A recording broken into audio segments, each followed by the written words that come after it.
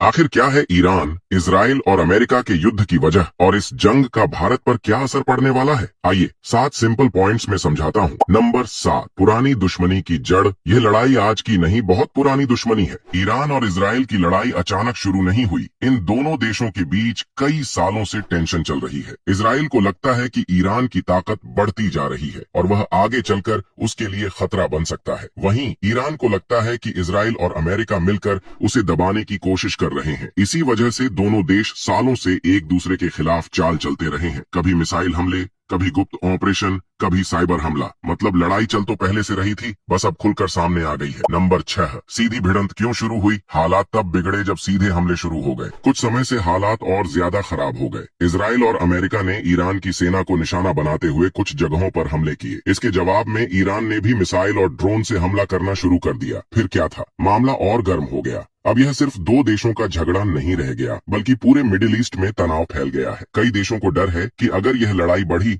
तो बड़ा युद्ध भी बन सकता है। नंबर 5, असली खेल तेल का है। इस जंग का सबसे बड़ा मैदान जमीन नहीं बल्कि समुद्र है, खासकर स्ट्रेट ऑफ हॉर्मुज नाम का समुद्री रास्ता। दुनिया का बहुत बड़ा हिस्सा तेल का इसी रास्ते से गुजरता है। अगर यहाँ जहाजों पर हमला होता है या रास्ता बंद हो जाता है तो पूरी दुनिया में तेल की सप्लाई रुक सकती है। यही वजह है कि इस इलाके में जरा सा तनाव भी पूरी दुनिया के तेल बाजार को हिला देता है। नंबर 4, भारत में गैस और एलपीजी पर असर। इस जंग का असर भारत तक भी पहुंचने लगा है। तेल और गैस की सप्लाई पर दबाव बढ़ने से एलपीजी की डिलीवरी कई जगह धीमी हो गई है। कुछ जगहों पर लोगों को सिलेंडर मिलने में देर हो रही है। सरकार ने कंपनियों से कहा है कि पहले घरेलू जरूरतों को पूरा किया जाए। मतलब लड़ाई भले हजारों किलोमीटर दूर हो, लेकिन उसका असर भारत की रसोई तक पहुंच रहा है। नंबर 3, पेट्रोल और डीजल महंगे हो सकते हैं। जब भी मिडिल ईस्ट में तनाव बढ़ता है, सबसे पहले तेल की कीमतें बढ़ती हैं। कच्चा तेल महंगा हुआ तो भारत को भी ज्यादा पैसा देना पड़ेगा। अगर हालात ऐसे ही रहे तो आगे चलकर पेट्रोल और डीजल के दाम बढ़ सकते हैं। अभी सरकार और तेल कंपनियां हालात पर नजर रखे हुए हैं, लेकिन खतरा बना हुआ है। नंबर 2, महंगाई की असली मार। इसका असर भारत की जेब पर भी पड़ सकता है। तेल महंगा होने का असर सिर्फ